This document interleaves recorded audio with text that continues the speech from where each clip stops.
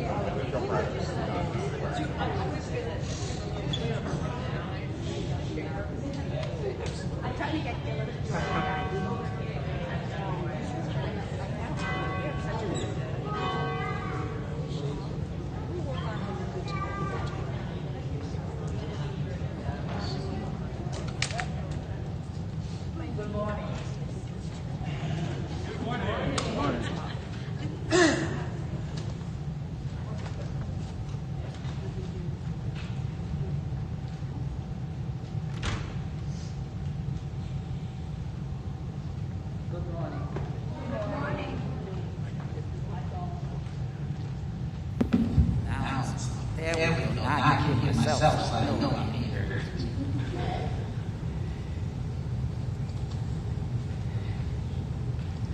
Thank you.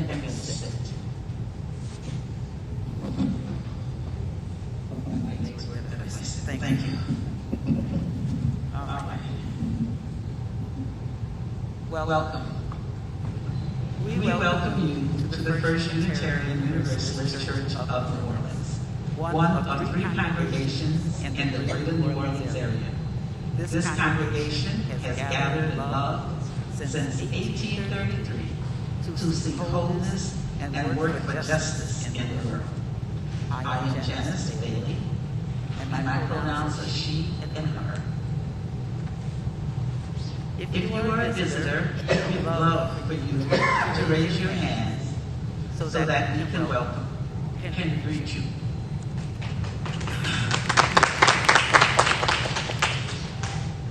If you're watching live stream, please wave or say hello in the comments. If you would like to know more about programming for children and families, Katie Gilfriend, our Director of Religious Exploration, is the person to ask. After the time, all ages, children and youth are welcome to spend the service in the nursery or here at the table for all ages at the back. Thank you.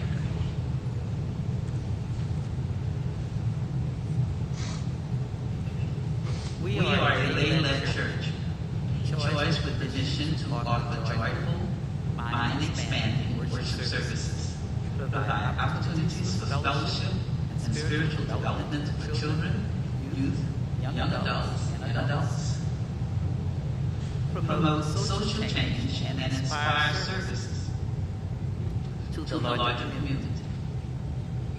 On Sunday morning, we aspire to fulfill that mission by inviting the youth minister, other religious professionals, and leaders from community organizations working for social justice, as well as our own members, to be voices of hope, courage, and spiritual or intellectual transformation from the pulpit. Today, we have as our traditional ritual of remembrance led by who knows member Beverly Ring. Yes.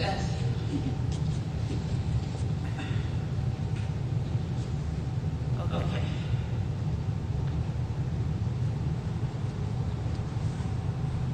First thing I want to do, if you're looking for your announcements, you can get them at the challenge reading and writing and readings and hymns. They're in the QR code that's in the back of the chairs.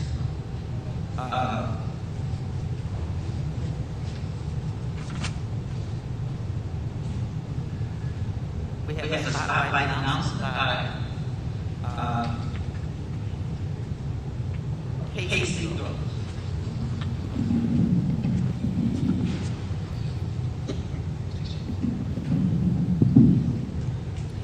Hello, everyone. I want to encourage you, if you haven't done so already, to sign up in the back for the Season of Transformation Stewardship Circle meals. Lots of cool people are going to be hosting dinners, and you can connect with folks in an informal setting in someone's house or in the RE wing, aka the Flowers wing, and eat and chit-chat and talk about what's important to you and talk about church. If you have any questions, you can ask me during coffee time. And if you're at home and would like to sign up for one, you can email me, Casey Groves, or Ann McLean. Thank you. Funo, together New Orleans will attend the New Orleans City Council meeting to support the community's solar initiative on Monday, October the 30th at 9:45 a.m. at City Hall, 1300 Petito Street. We need to fill this. My understanding is they want to fill it with as many people as possible that can be there to support the effort that is being done by Together New Orleans, because they've been working for the last couple of years, is my understanding, on the community solar plan. And they're having a meeting on this. So if you can attend, please do. Yes. Now we will have us do a moment by Kathy. Bubble.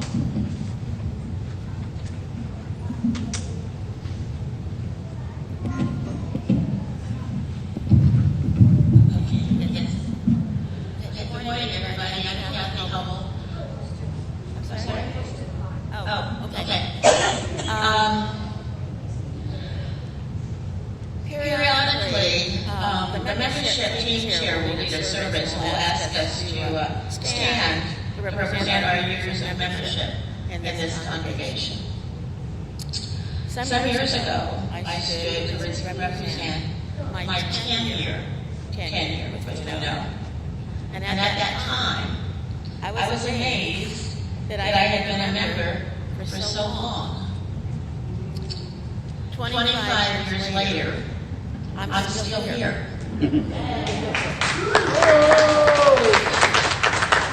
I never expected to join a church at all. I certainly lived for 40 years without feeling that need.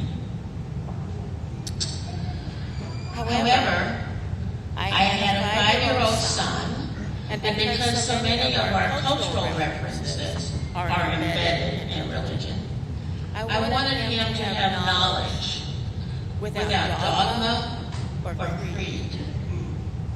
I wanted him to know that morals, ethics, and values are represented in all the world religions,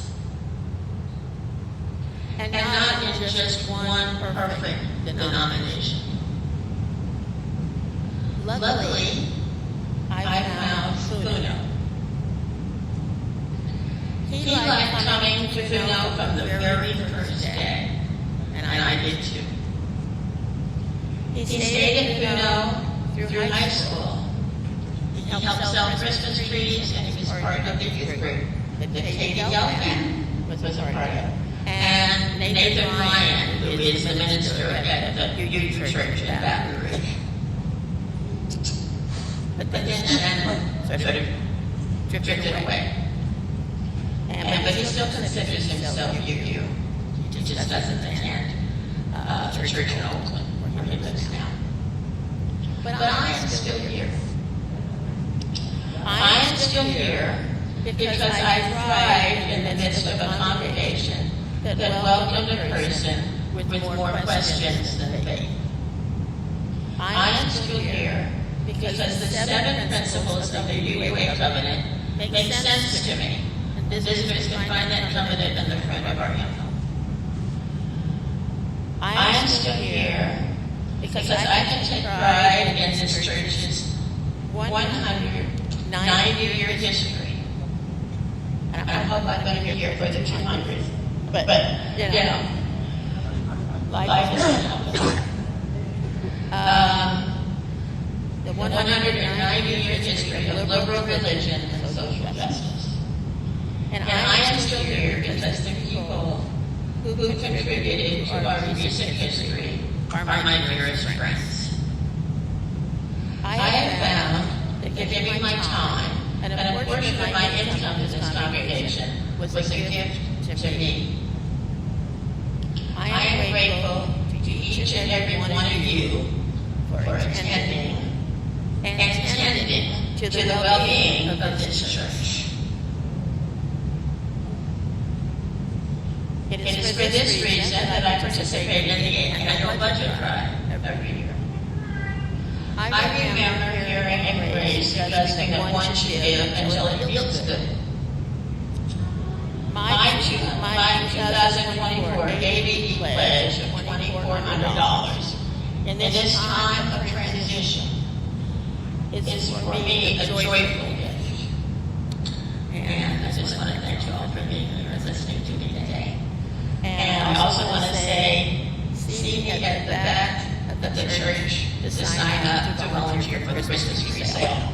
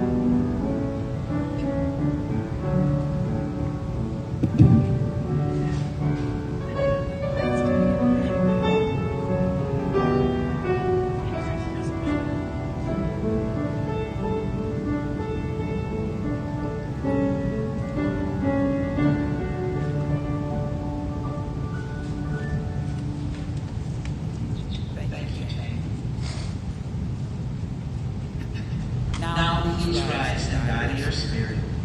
And join me as we read our call for awareness and amends and our challenge life. You'll find the call for awareness and amends at your QR code or at the back of the hymnal.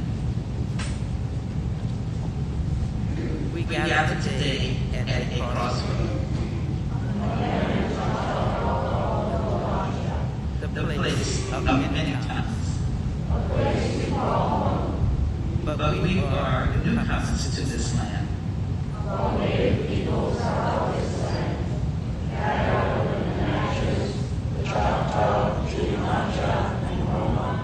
The tunica, the luxury, the cockaput, the shot, and more.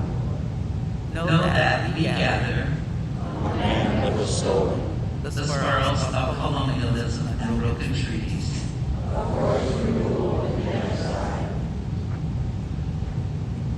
Where acknowledging this history is just the first step. We must set ourselves to the task of repair. where we have harmed, We seek to heal, where we have taken, we seek to give, where we have disparaged, we seek to honor. just as the flame of our chalice. That's the way to beloved community, We add life-giving water to earth. to recall the land's native roots and the nurture of solidarity. Only when we strive to make amends.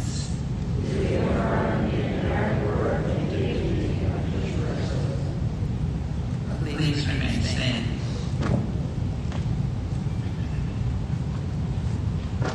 Our challenge lightning is in your order of service. As we kindle this flame, we honor and remember those who have passed into history. Their brightness lives on in television. Their courage lives on and their love continues to bless the world through us.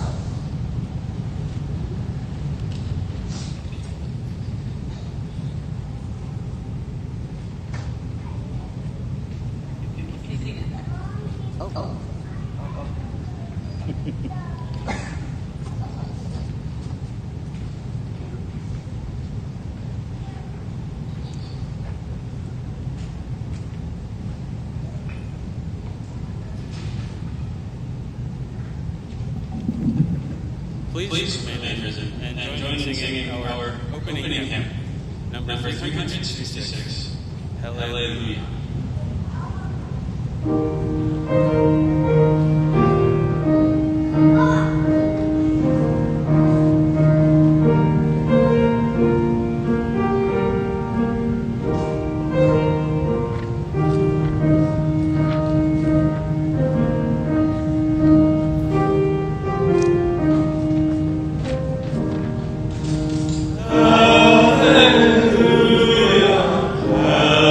Hallelujah, hallelujah.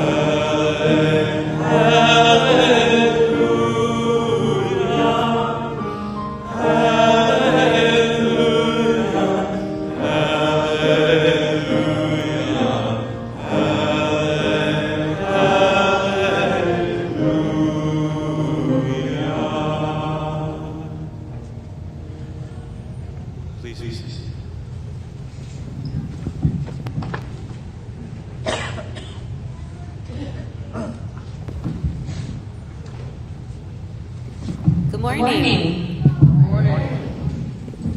First, we have the traveling chalice exchange, and Maggie, who very eagerly brought it home, would like to share a little bit about having a chalice.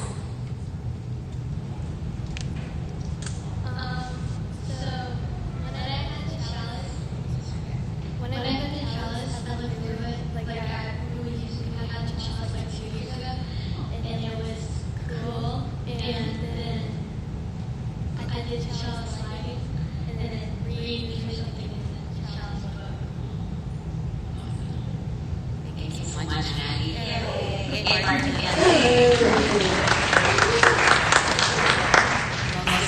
The traveling chalice is an opportunity for someone in our congregation to take home one of our faith's most beloved symbols, engage with the chalice, and the traveling chalice journal.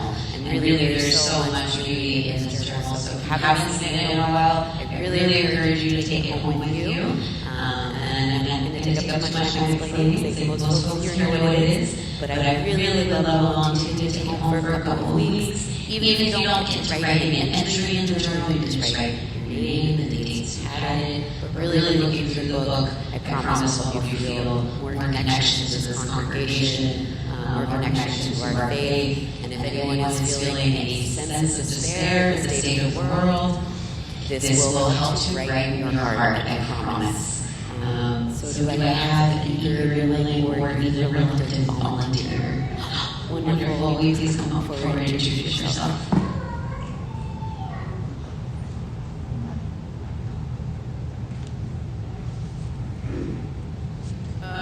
Jane Barnard, 26-year member.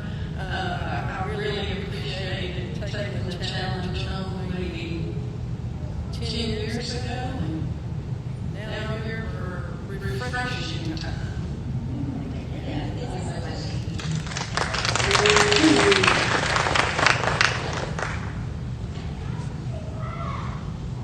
Hey, our capital audience is weird. I'm not used to doing it here. I always do it on the stairs. I don't know if you'll be able to see if you come forward, so we'll save it for all young hearts today. I chose a story called Remember by poet laureate Joy Harjo. And it's about things that we should remember while we're still living. And I want to read you just a little bit of author's note. So this is a poem she turned into a children's book, or an all ages book. We need poems when we lose something important to us, when we need to pay attention, or when we need to put something back that has been broken. In my Muskogee tradition, we have songs for growing corn, for stopping a storm, for expressing gratitude for the beauty of the earth. To speak or to sing aloud or on paper is a powerful way to bring your thoughts, your yearnings, and the most secret dreams of your heart into existence. Remember, this book and poem came into the world to remind me who I am as a human being living on this generous earth. We all need to be reminded to remember. Poetry, we all need to be reminded to remember. And as always, this illustrations are beautiful, so I will put it on my shirt if anyone wants to look at them up close later. Remember, the sky that you were born under. Know each of the stars and their stories. Remember the moon. Know who she is.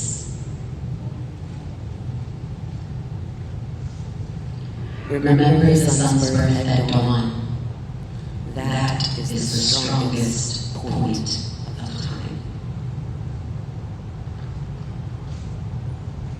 Remember sundown and the giving away to tonight.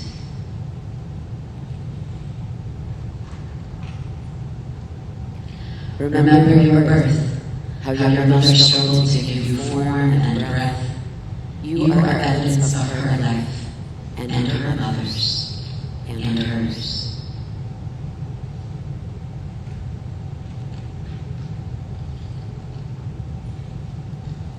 Remember your father, He is your life too.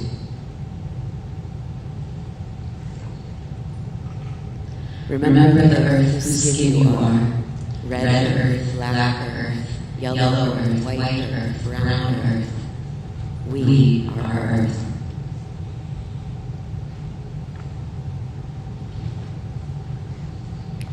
Remember the plants, trees, animal life, who all have their tribes, their families, their histories too. Talk to them. Listen to them.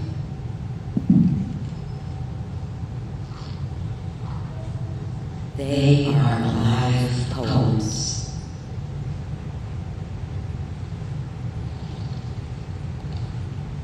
Remember the wind. Remember her voice. She knows the origin of the universe.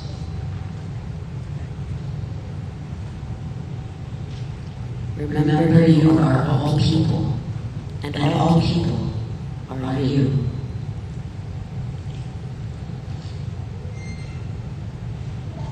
Remember all is in motion, growing inside you.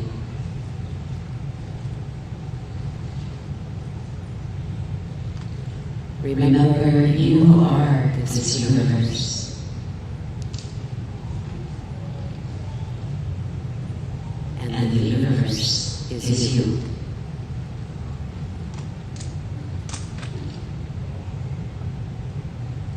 Remember.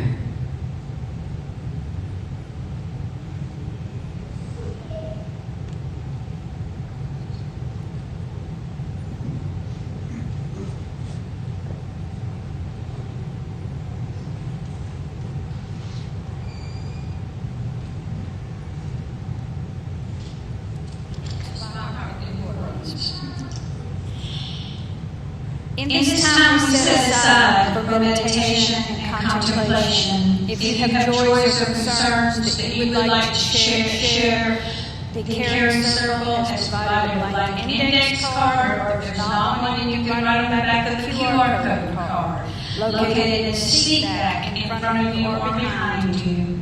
For that purpose, just write a name, with a note with your name, contact number if you wish, and place it in the offering plate that is passed to you. After the prayer or meditation, we will enter into a time of silence, followed by singing together, voice still and small. This is a difficult time for this service, to be reminded of grief when so much grief is around us in the news in the world. To be both mindful of grief, but not overwhelmed by it. It's difficult to remember in this time that we are also celebrating life. This is a celebration of life. Let us unite in the spirit of reflection. Let us hold in our hearts the people of Palestine and the people of Israel. Let us hold in our hearts the people of Ukraine and Russia. Let us hold in our hearts the communities of people in Lewiston, Maine, and the neighboring communities. The people in Maui, Hawaii. The people in Acapulco, Mexico. Let us hold these beloveds in our heart as you hold your own beloveds in your heart today, along with all those who are suffering, grieving, and frightened. Let us continue this celebration of life.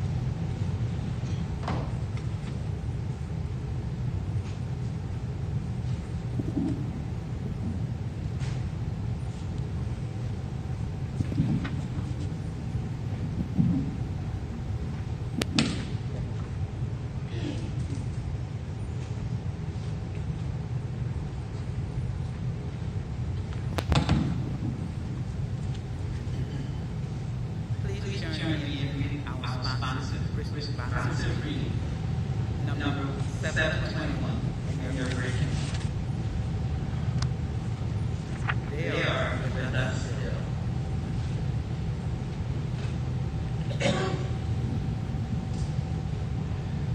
I will read the whole 10 and we'll all do it that out. And struggle we chose for ourselves and the ways we move forward in our lives and bring our world towards forward with us. It is right to remember the names of those who give us strength in this choice of living. It is right to name the power of hard lives well lived. We share the history of those lives. We belong to the same nation. They too were strengthened by what had gone before. They too were drawn on by the vision of what might come to be. Those who lived before us, who struggled with justice and suffered injustice for us, have not melted into the dust and have not disappeared. They are with us still. The lives they lived hold us steady. Their words remind us and call us back to ourselves. Their courage and love evokes our home.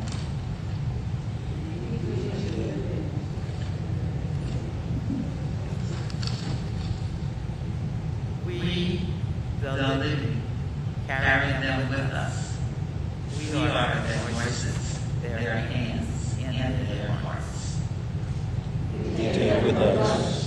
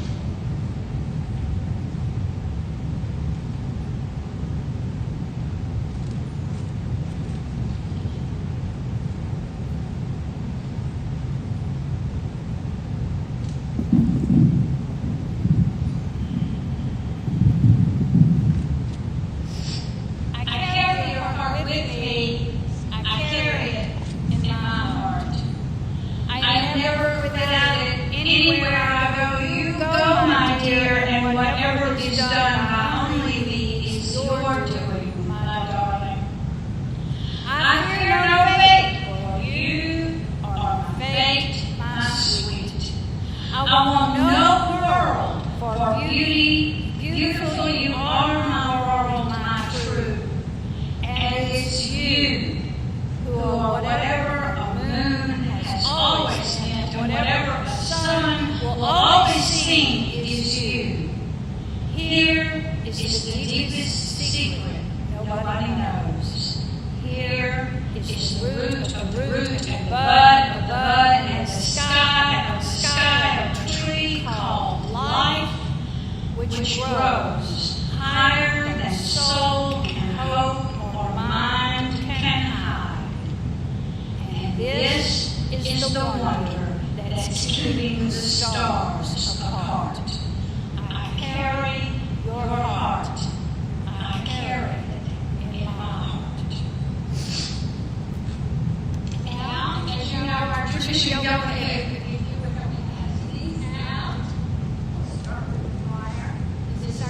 tradition. I brought cards for you to write the names of your beloved on. There's pins in some of the baskets, so maybe you can share. And then if you were so moved, you can put them on the altar, or you can attach them to your name tag and carry them in your heart for the day. I also encourage you to notice that the altar is full of hearts. Those are the parts that we have done in this service for the last 5 or 6 years. And every time I take them home and I think, what am I supposed to do with these? I can't just throw them away. These are people's beloved names. So I've brought them back today, all, and we are going to bury them in the courtyard and carry them in our hearts beyond that. So I also encourage you as you go to the altar to pick up a candle, or 3 or 5, and let's light it and turn it on, and let's light the altar up for our beloveds.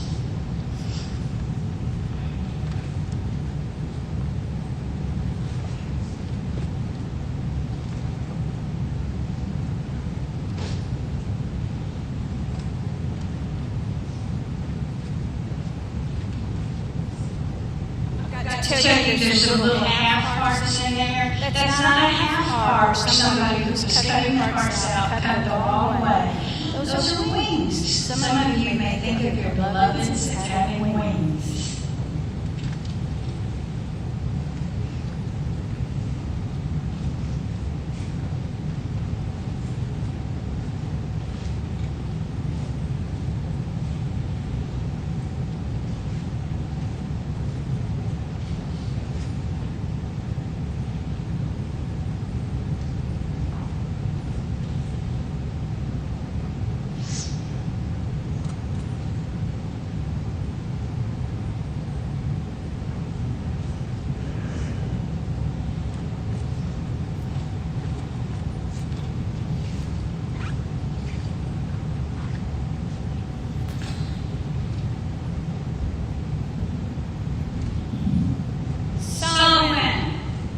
Festival of the Dead, All Hallows Eve, All Hallows, Halloween, All Saints' Day, La Toussaint, All Souls' Day, Dia de los Muertos, Fête Geb. These communal celebrations share the ancient spiritual practice of remembering and paying respects to the dead.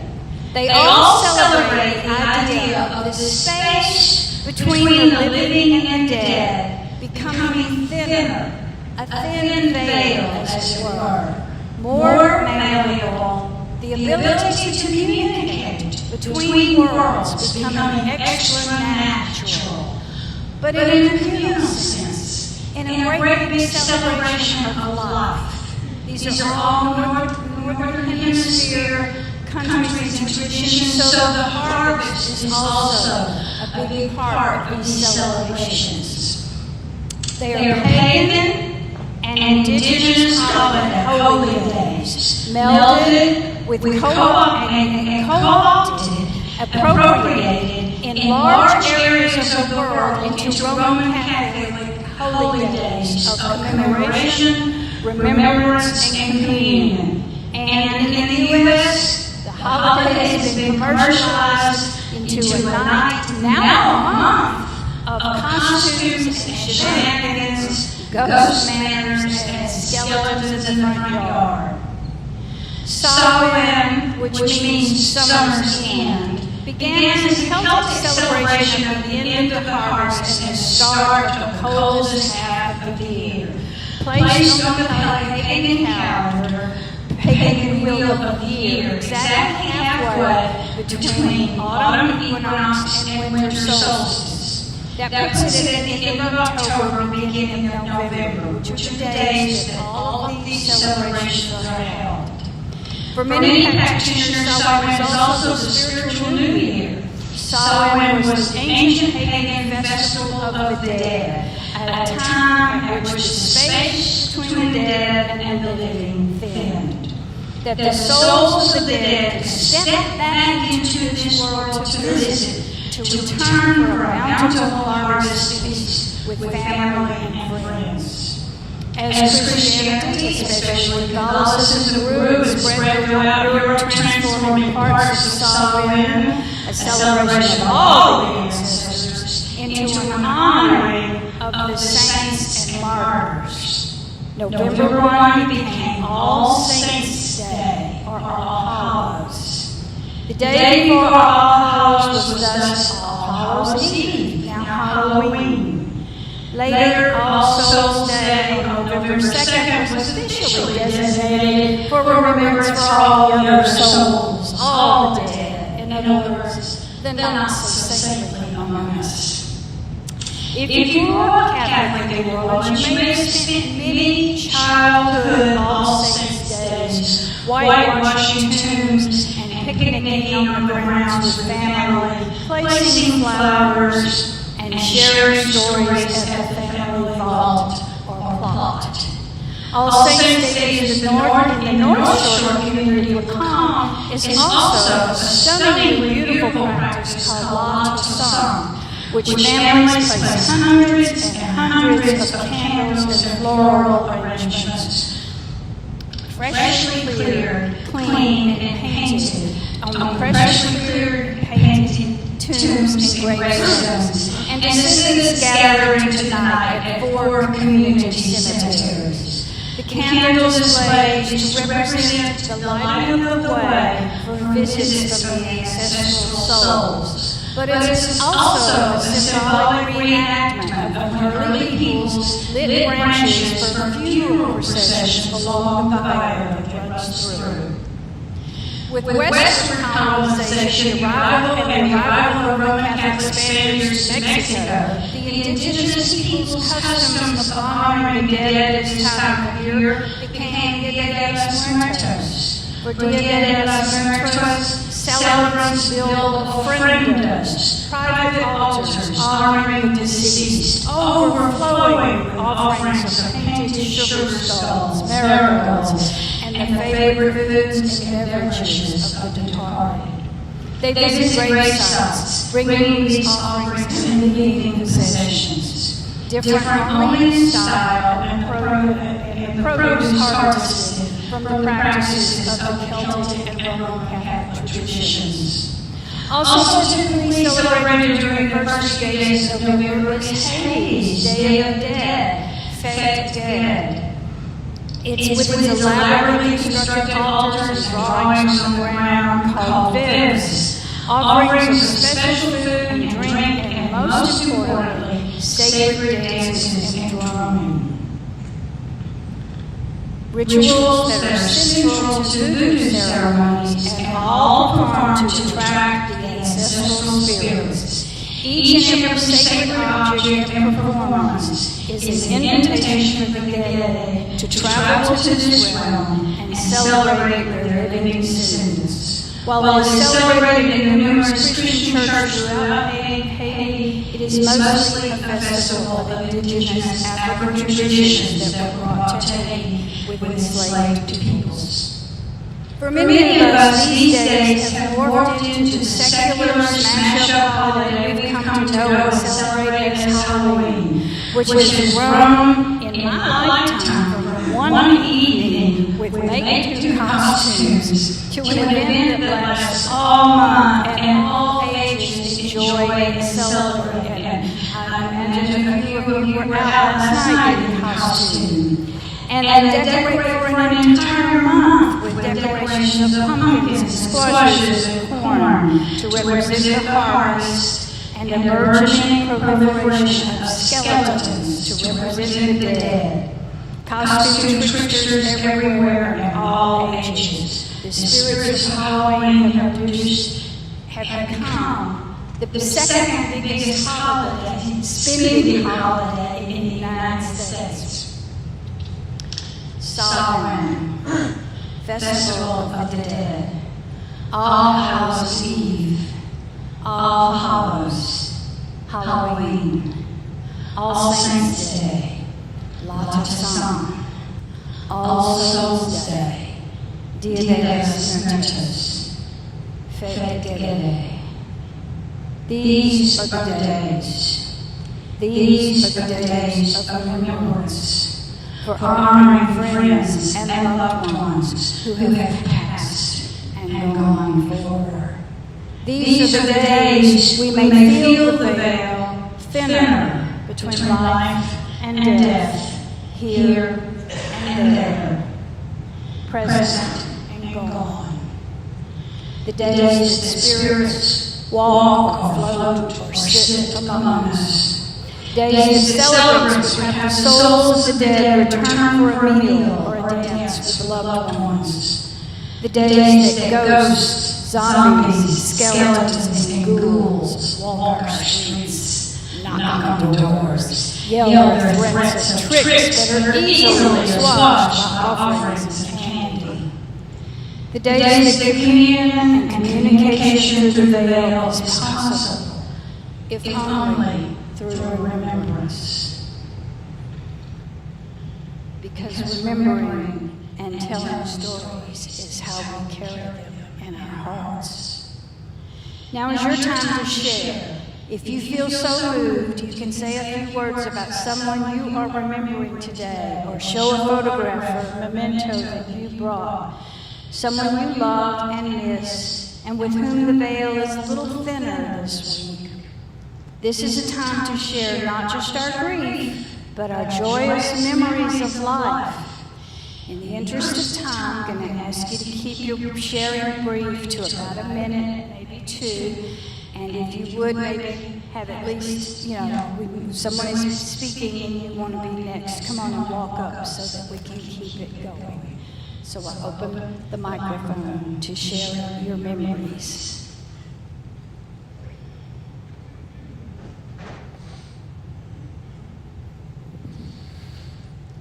Hey, so about a year and a half ago, my dad passed. About 6 months ago, my friend who's about my age OD'd, and about maybe 9 years ago, his brother OD'd, and they were both pretty close to me. All three of these people had tons of energy and burned really, really bright, and I just want to remember them today. That's it.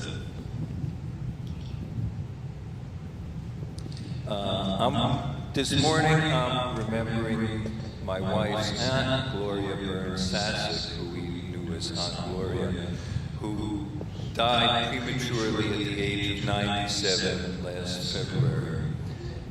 She was a teacher her whole life. She taught more than 50 years at LSU, and she influenced thousands of students.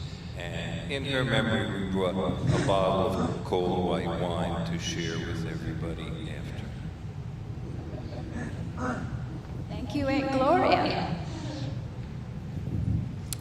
I got this text yesterday at 2:07. I didn't read it until later because it was the Rugby World Cup final. So it's from my mother. Dear Malcolm, just sending you a wee text to let you know that Mina died this afternoon. A blessed relief for her, as she's not in good shape lately, and it was very tough, especially for Irene, that's her daughter, as she was with her all the time. And Mina Mina's family has worked, they're connected to our family for 3 generations. Her grandfather worked for my grandfather, her brothers worked for my dad, and her daughter Irene worked for my sister, so we all have family and been connected to them for literally generations. And Mina was one of the people who raised me when I was, when my mom was born. And so I have such fond memories. And I saw her just before we left Ireland this summer. She was already in hospital, and we sort of knew that she was on the way out. But it was really nice, and I took my kids to see her. We all spent an afternoon with her before we left for the U.S.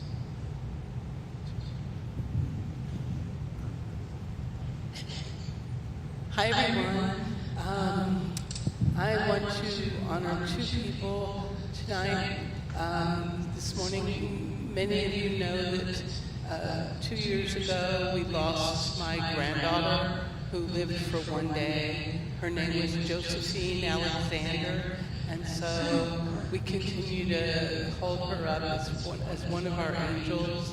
And her middle name was Alexander, and she was named for both her grandfather on my daughter-in-law's side and her great-grandfather, my father, Sandy Rogers Alexander. And he was a man who this year I finally had the opportunity to get complete with. After many years, many difficult years of being so angry at him because he had a lot of brutality in him. He also was what could be a loving father and an amazing man. And through a series of very interesting events, I was able to actually contact him, even though he's deceased, talk to him, and we were able to clear the air. And that was real for me, regardless of how anybody else sees it. That was real for me, and I now can love my dad in a way that I've never been able to, and I look forward to sharing some of his stories with this congregation that are magical and amazing, because that was a part of who he was, and I could finally share them without the anger flooding through me. So I am very grateful.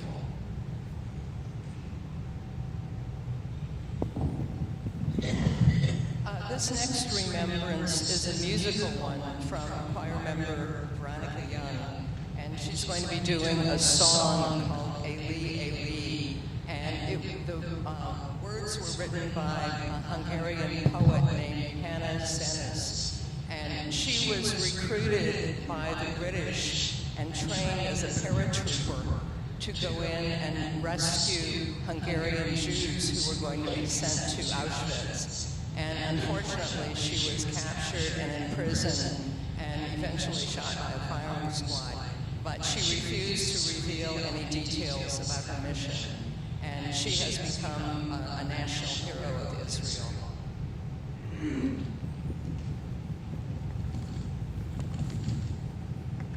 The things that we've been mentioning today, and people come and go, but there are some things that do not come and go.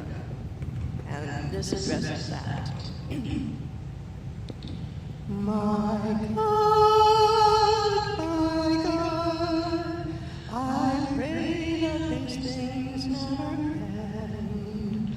The sand and the sea, the rush of the waters, the crash of the heavens, the prayer of the heart, the sand and the sea, the rush of the waters, the crash of the heavens, the prayer of the heart.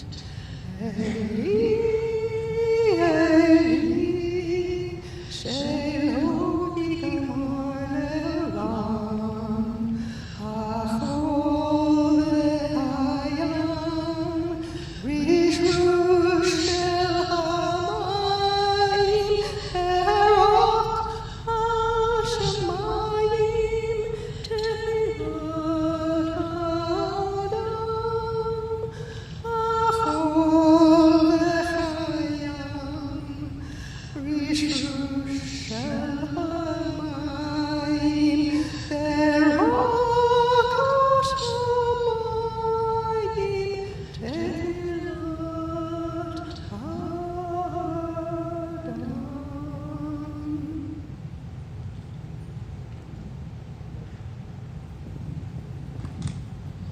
The last couple of years that I've come up here, it's been kind of with deep grief in my heart, and today I wanted to remember joy, and remember my grandmother Lillian, who picked me up from pre-K and kindergarten, and walked me home because my parents were both working.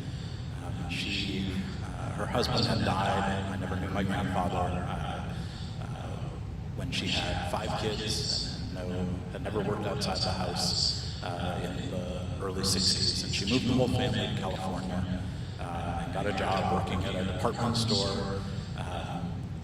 And with the insurance money, bought an apartment building that most of the family lived in. And so when I grew up, I knew all of my aunts and uncles, my parents, my mother's brothers and sisters, because they lived there too. But I spent probably the most time with her when I was very young, and she would always make me noodles and cottage cheese. That is probably my greatest comfort food. Simple, plain, probably a recipe from the Depression. But she would make that for me all the time and give me a glass of supermarket brand lemon lime soda. And we would play cards. We played all sorts of card games. And she always wanted to teach me bridge, because that was what she was really good at. But my mother always said no. It was a great waste of time. So we never really played bridge together. But maybe in some strange universe where the molecules come together again, she'll teach me again at a later date. Thank you. I'd like to share a few memorial tributes to a friend of ours, an adopted family member named Wei Wen. He was one of the last refugees from the fall of Saigon at the long overdue end of the Vietnam War in 1975, and went through refugee camps in Thailand and eventually was admitted to the United States. We came to know him because Evelyn used to invite 4 or 5 international students of hers to our Thanksgiving dinner every year, and so Wade was one of the ones who came. And he was the only one of the many who came over the 15 or 20 years that we did this, who remained living in New Orleans. And he was a single man all his life and did not have a close relationship with his relatives in Vietnam. And so he continued to spend all of the holidays with us, Christmas, even though he was Confucian. And it wasn't an American holiday for him, and Mother's Day, and Father's Day, and Kids' Day, etc.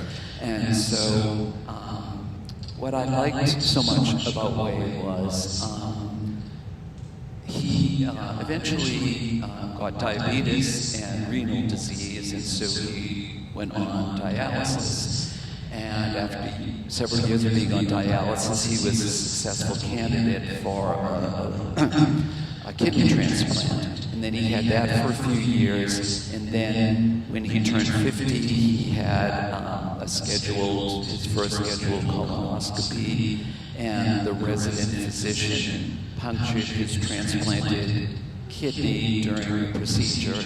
And the next day in the hospital, a man came in and delivered a 2-sentence expression of sympathy. "I'm really sorry that this medical accident happened. Would you please sign these papers which absolved the hospital of any restitution for his thing?" So he was back on dialysis, and which is 3 times a week for 4 hours at a shot. And he would come to our house frequently.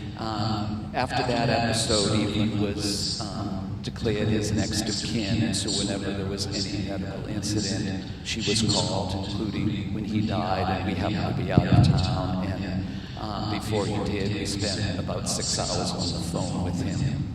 But at any rate, what I admired so much about him, in addition to his simplicity and his just down-to-earth way of being in the world, was how he never had any anger against the hospital or the physician or anything, and just carried on his life like that them's the breaks or whatever, and it was a reminder of forgiveness and gratitude and magnanimity.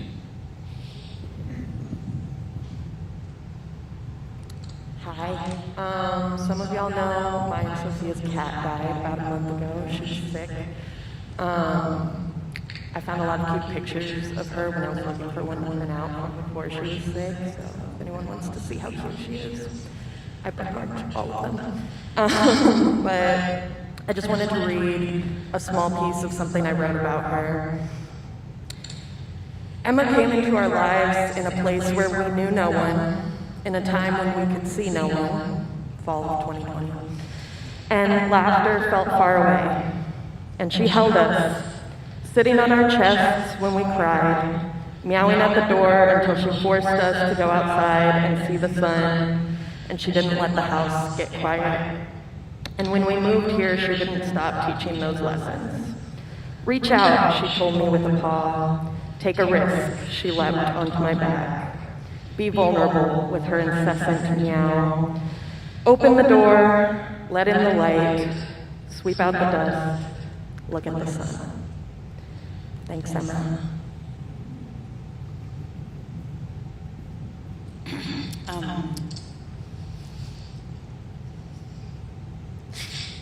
My father, Reverend Paul Joseph, he passed 6 years ago. He was actually a UCC minister. This building is the church he was a minister at. He was a small child. He and I had a complicated relationship, but I often felt, since having my own children, much like the book that Shivana was reading, the connection to our ancestors. My daughter Cora is named after his mother, and my son Charlie is named after my mother's brother.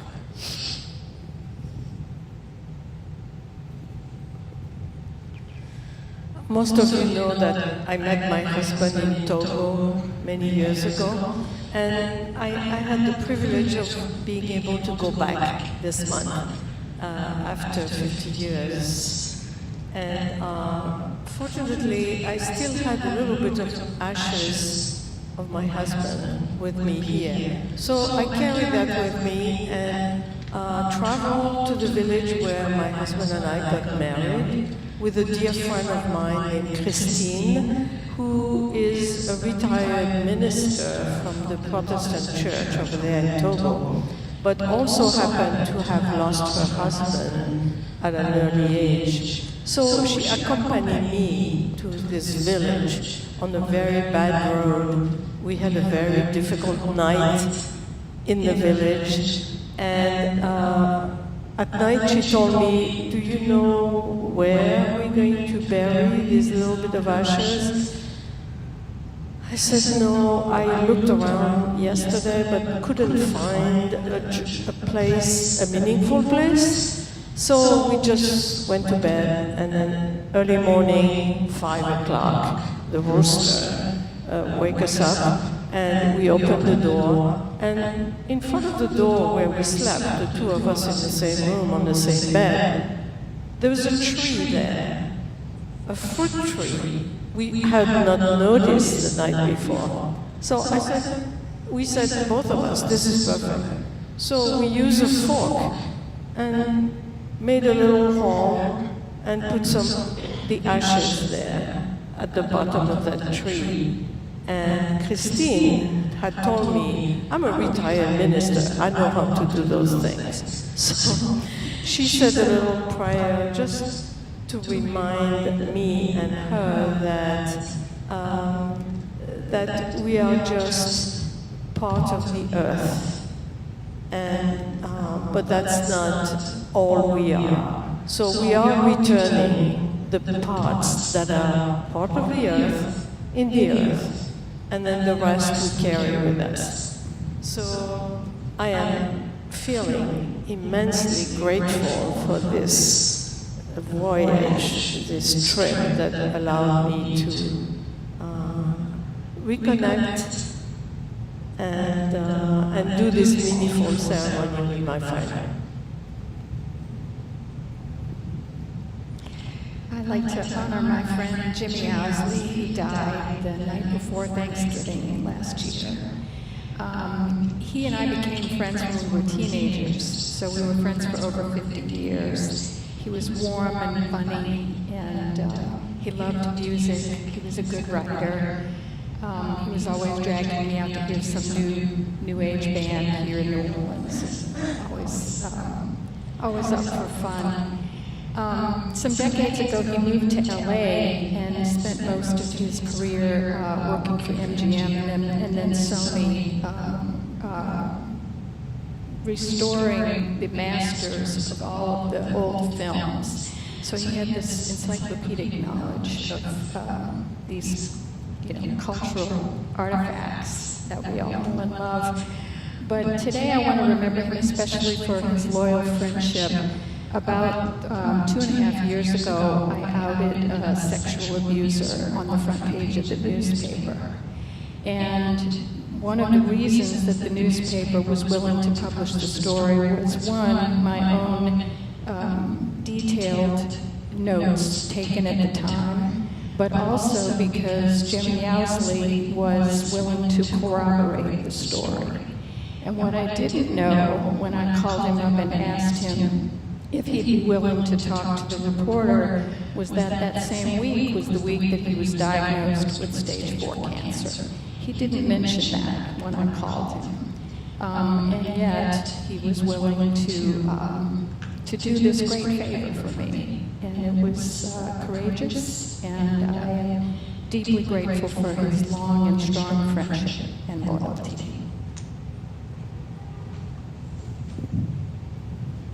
I just want to honor my friend PK, who, wow, I'm surprised.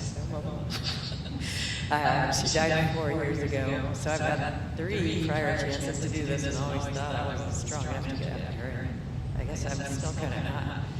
But she was just the center of so many of our friend groups, and such a bright light, and such the most compassionate, funny, wonderful person, in so many of our lives, and just the injustice of, why her out of all of our friends? She's the only friend that's passed away, and she had a really rare cancer, and she put up a super good fight. We spent like the last 4 months trying to comfort all of us, seeing us all enter into this grief, and she was trying to take care of all of us. We don't, none of us pass a day without thinking about her, and, she kind of left. She had teenage kids, and every worry she had about what would happen to her family after she passed was pretty much what's happened to her family. It's just, if you think there's any order or meaning in this universe, PK's passing puts that, jeopardizes that. But luckily we all have the memory of her presence and her presence among all of us, even though it's left this immense vacuum in so many of our lives. So that's PK.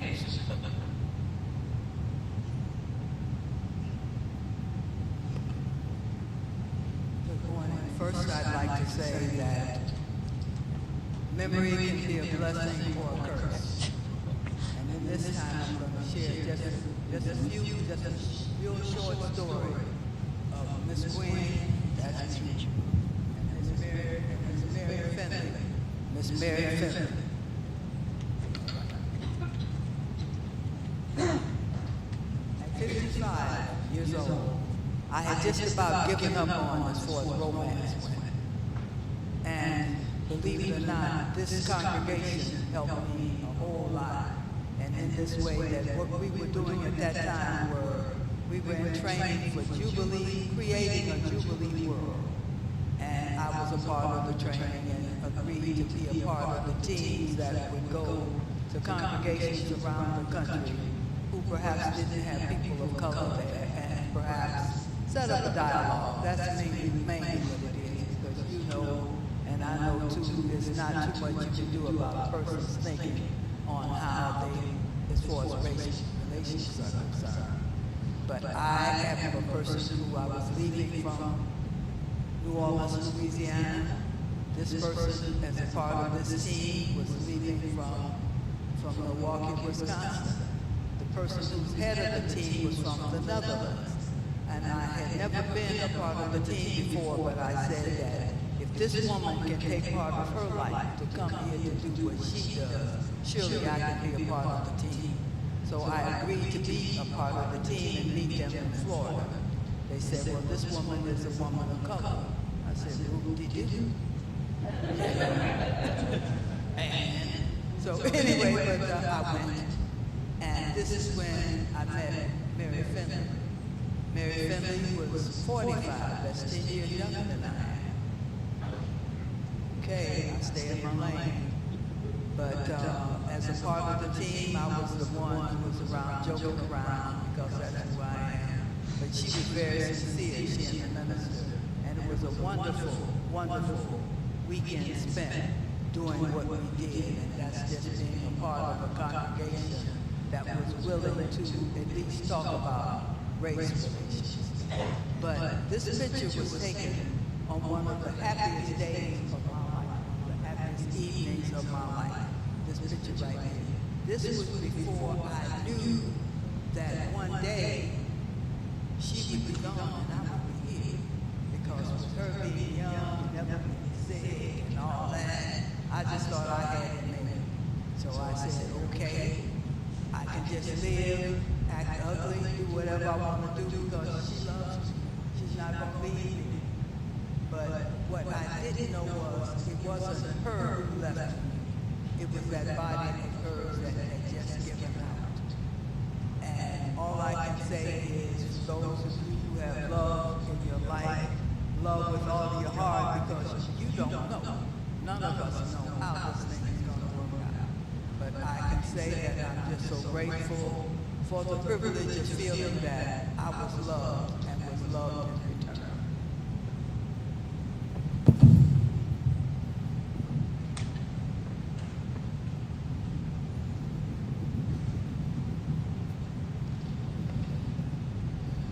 I just wanted to say, when Justin was talking, you reminded me of this woman who was very important to me when I was a little kid. She was my babysitter, and she lived around the corner from our house. And, you know, I found over time that I would just go visit her when I didn't need any babysitting. I just wanted to go stop by. She always gave me peanut butter fudge, and we played cards together. She taught me how to play Crazy Eights and Las Vegas, I don't know, poker, all kinds of fun stuff. But we, you know, just loved going and sitting with her, talking. We'd watch the news and learn about the war, you know, about the Cold War and with Russia, and just scare me. I don't know if that was really the good part, but yeah, sometime like a little bit, well, when I was around, like around 10 years old or something, we had this really squeaky gate, and I heard the gate open at nighttime. I was by myself, and I called her, and then I called the police because I didn't know somebody come into our backyard, and the cops came, and she came over, and she had a steak knife that she was going to protect me with. It just, I don't know, it just sort of like exemplifies how much, she was very tiny, but you know, she was going to do something.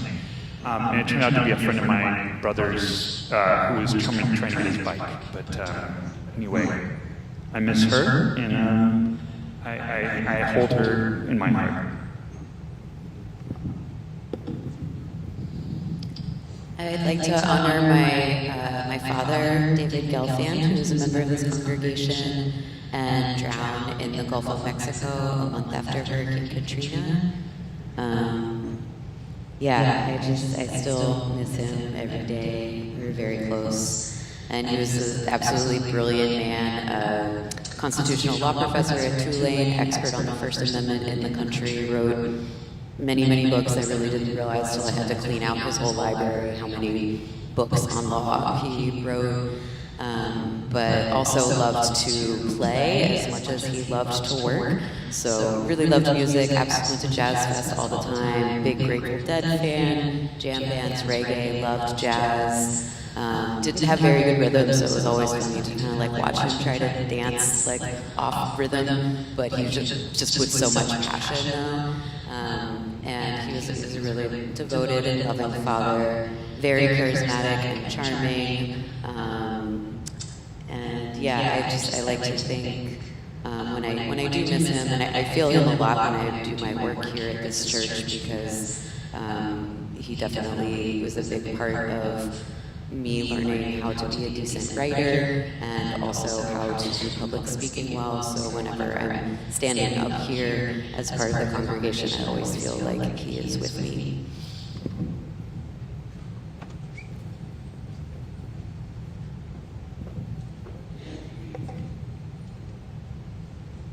Thank you all for bringing these memories and beautiful souls to share with us in our worship this morning. I encourage you at coffee hour to continue sharing your stories. I'll be lighting a candle for Kara, my daughter, who in dying brought me back to this church, kicking and screaming, but back. And in dying, her gift to me was you. That is not to say I wouldn't trade all of you in a minute to have her back, but I will light a candle for her.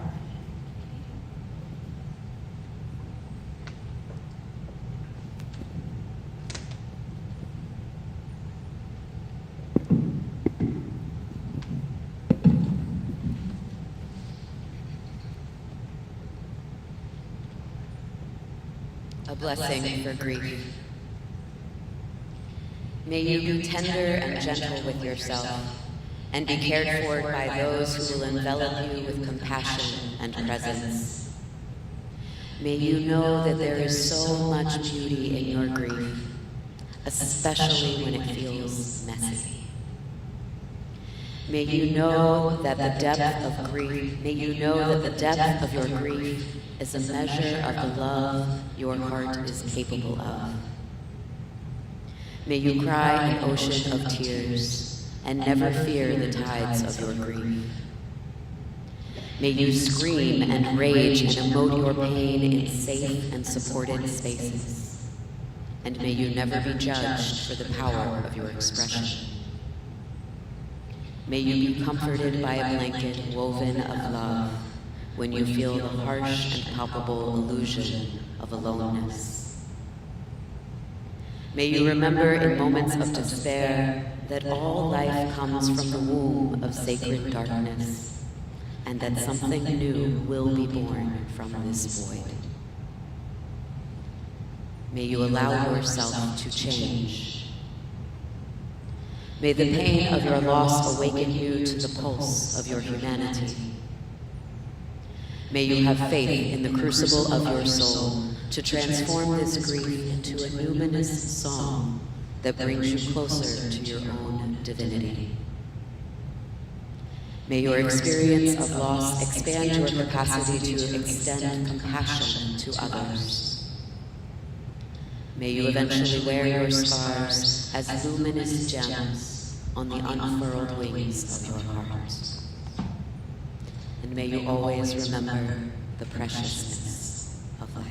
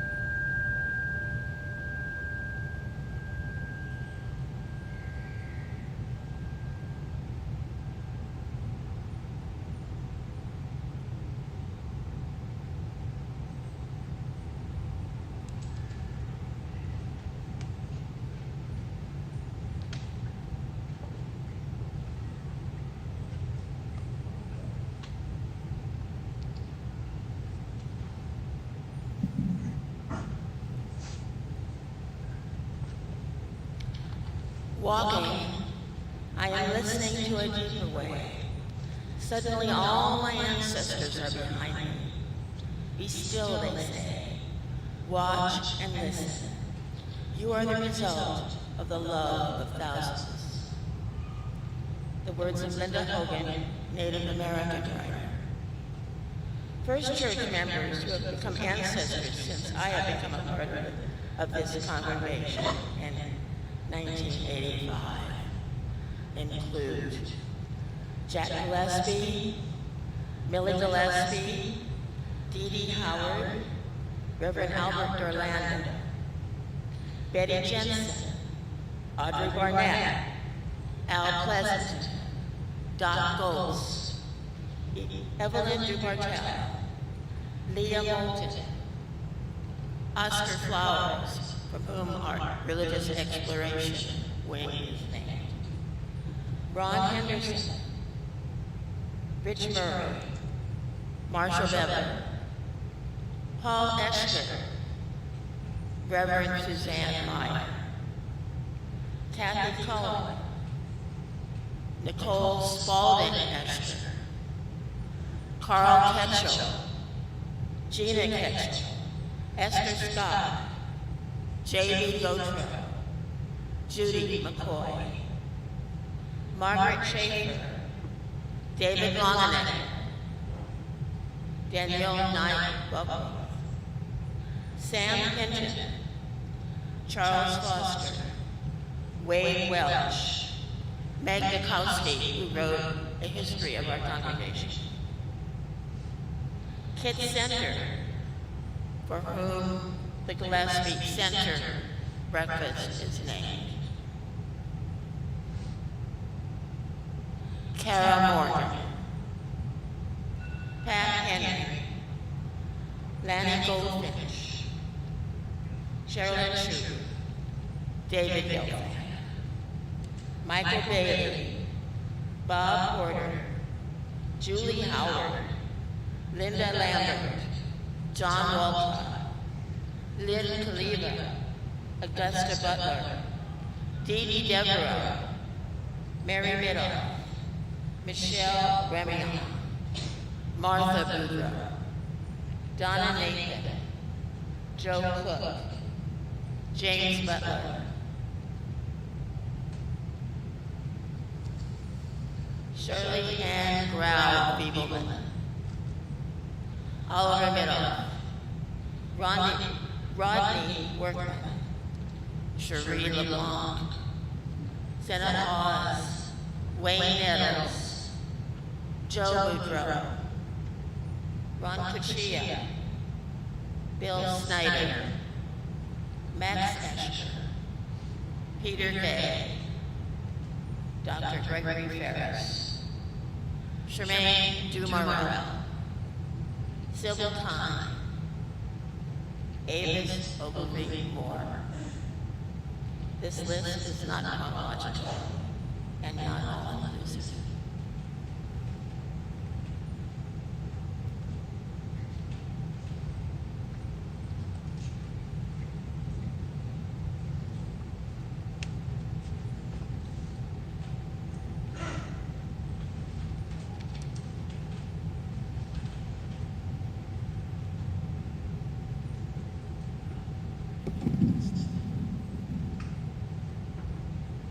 Generosity is a spiritual discipline.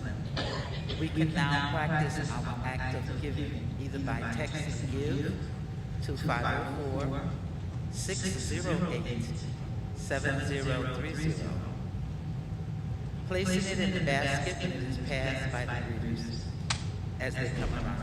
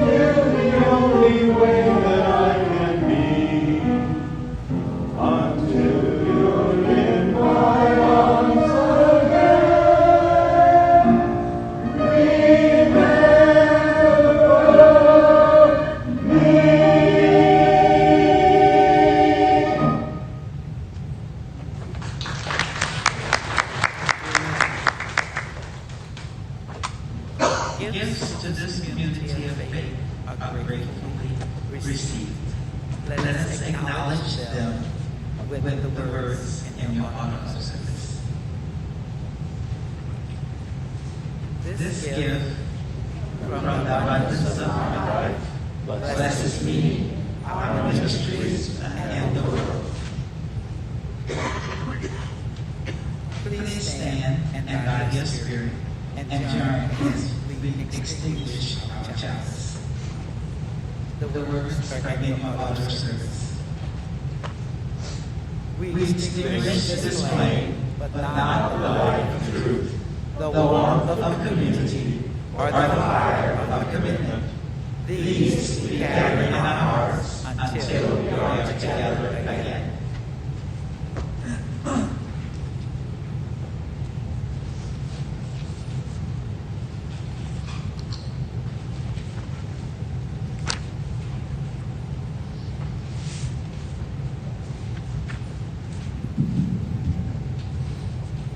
Please remain as you are.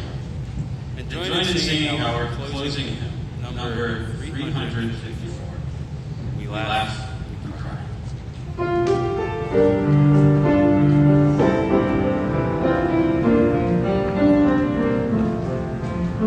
We laugh, we cry, we live, we laugh, we dance, we sing a song.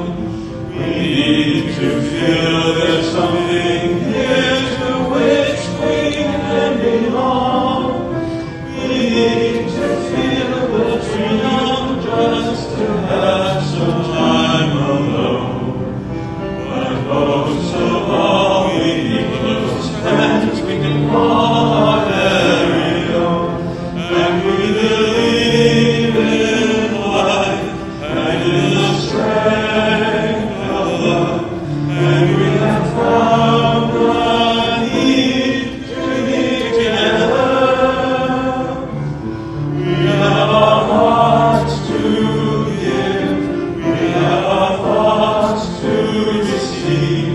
And we believe that sharing is an answer. A child is born among us, and we feel a special glow. We see times and those chilling as we watch the baby grow. We thrill to hear imagination freely running wild. We dedicate our minds and hearts to the spirit of this child. And we believe in life and in the strength of love. And we have found the time to be together. And with the grace of age, we share the wonder of youth. And we believe that growing is an answer. Our lives are full of wonder, and our time is very brief. The death of one among us fills us all with pain and grief. But as we live, so shall we die, and when our lives are done, the memories we share with friends, they will linger on and on. And we believe in life and in the strength of love. And we have found a place to be together.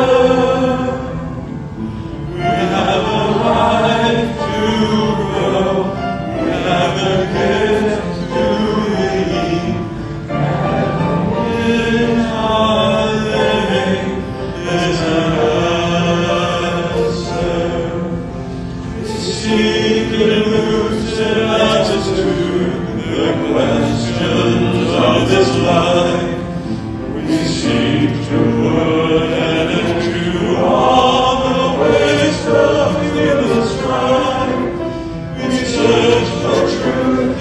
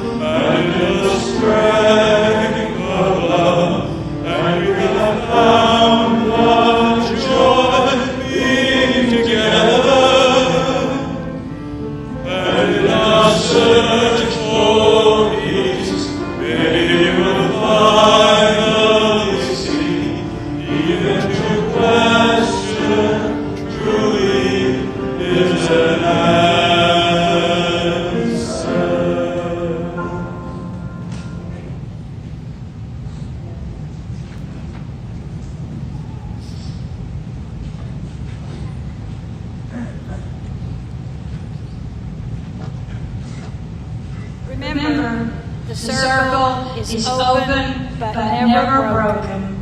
Those who are not with us in body are with us in spirit. They live on in our memories, in our stories. We carry them in our hearts. May the threads that connect us never fray. May we celebrate life together. And I offer to you that in the radical spirit of hospitality, we share more stories and memories with each other. Thank you for being here and sharing today.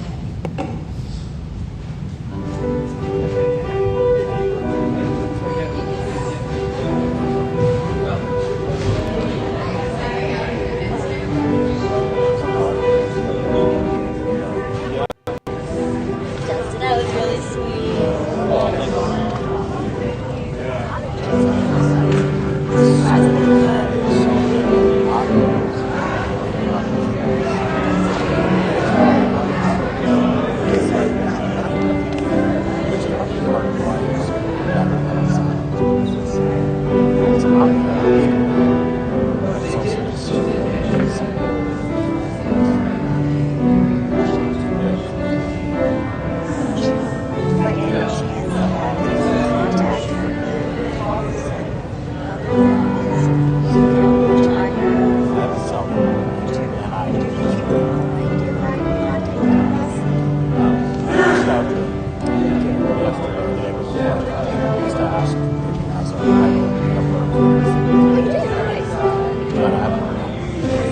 I had reached out to him. But I always like to know his coping history, even more than even when I hear about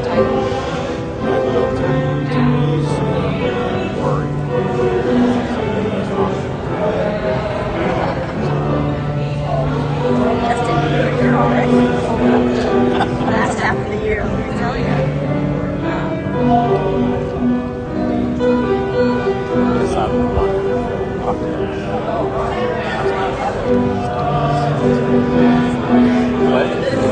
That's awesome. I know it's not having